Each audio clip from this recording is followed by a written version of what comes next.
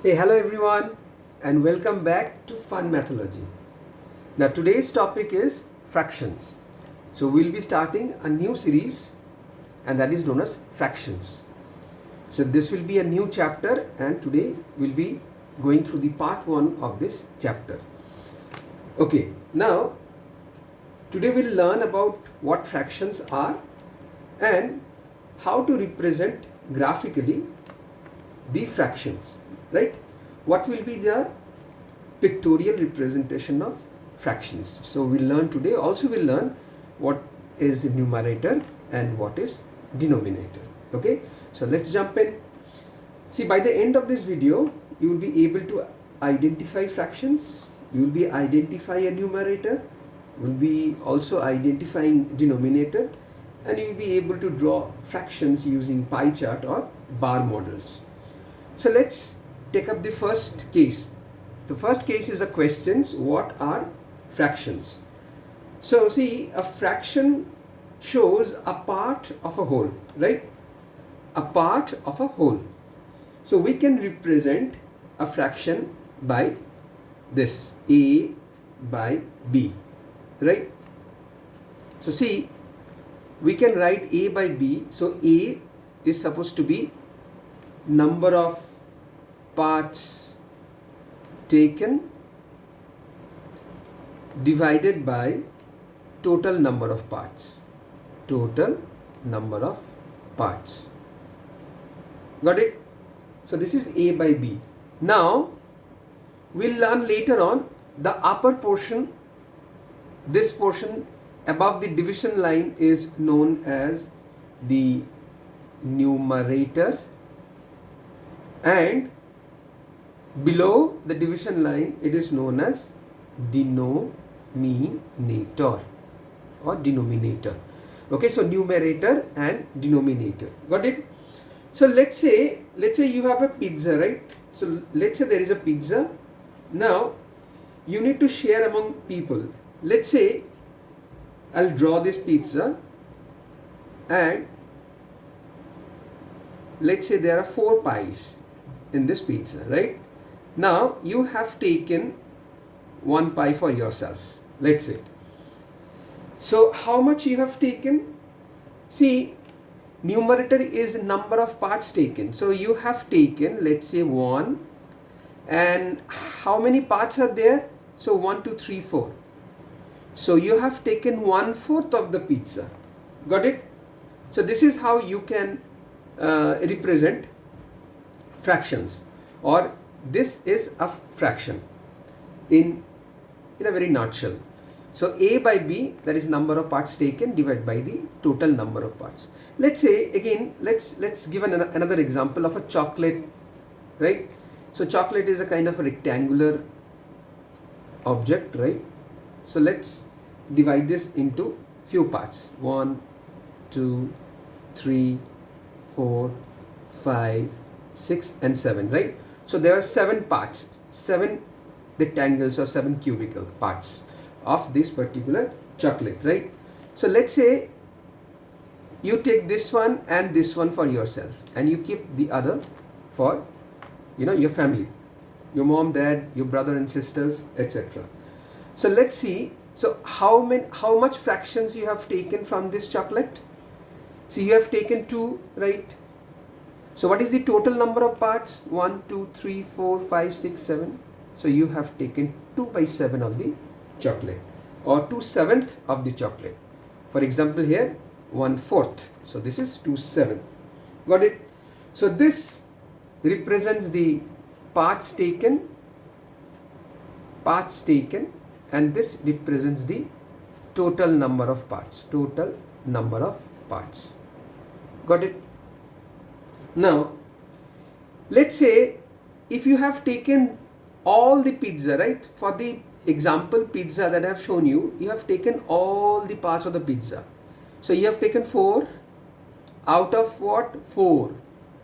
So you see 1. So 1 represents whole. Got it? 1 represents whole. Example I've shown you. Got it? So let's move into numerator and denominator. Let's take a closer look at the numerator and denominator that we have seen in the earlier section.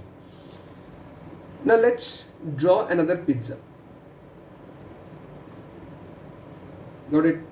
Let's divide this into 8 parts. Okay. Now let's shade it. So let's shade it. So we'll shade this one, we'll shade this one, and we'll shade this one. So these three are the shaded part. Now if I ask you that what is the fraction of this pizza or this figure that has been shaded. So let's say how many equal parts this whole has been divided. So the total number of parts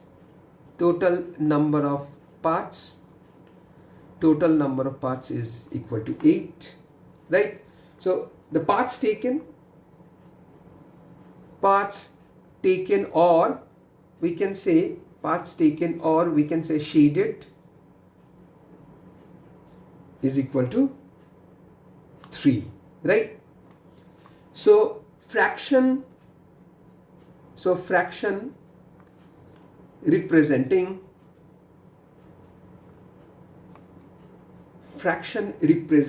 the shaded area will be how much? So we'll use the same formula, A by B, number of parts taken divided by total number of parts, that is equal to 3 by 8. Then if somebody asks you what will be the fraction that represents unshaded portion.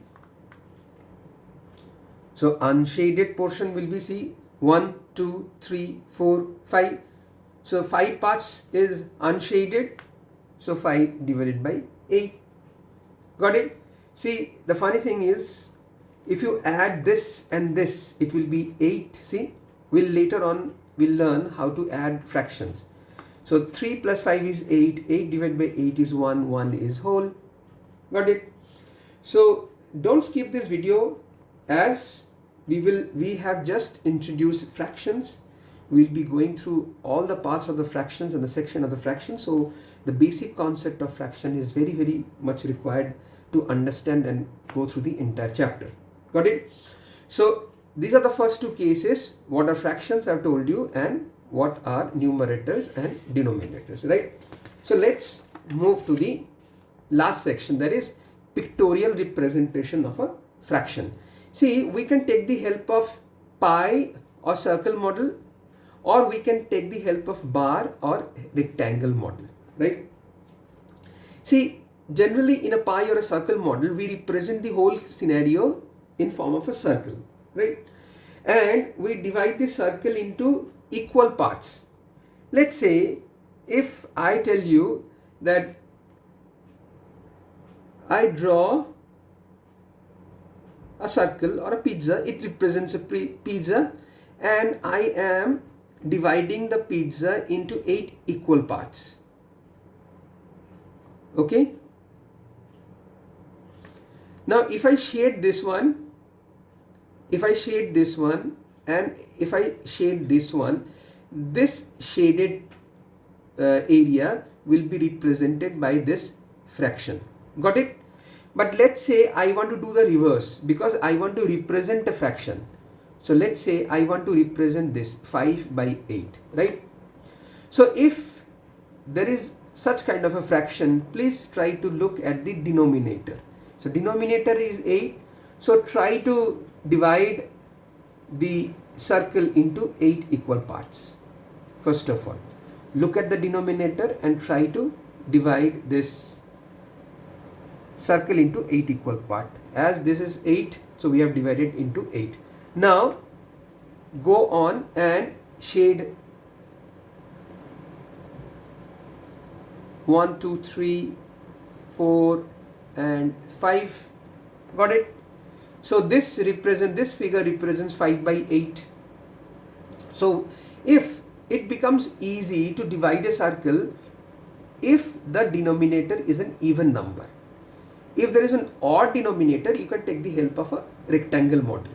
Got it? or you can take also the help of circle model also, but it becomes easy to draw a circle and divide if you have a even number in the denominator. Okay, now let's see in the bar or a rectangle model. Okay, so again we can take the help of a chocolate bar that we have seen. So let's draw this one. Okay, now let's say we'll represent this 7 by 9.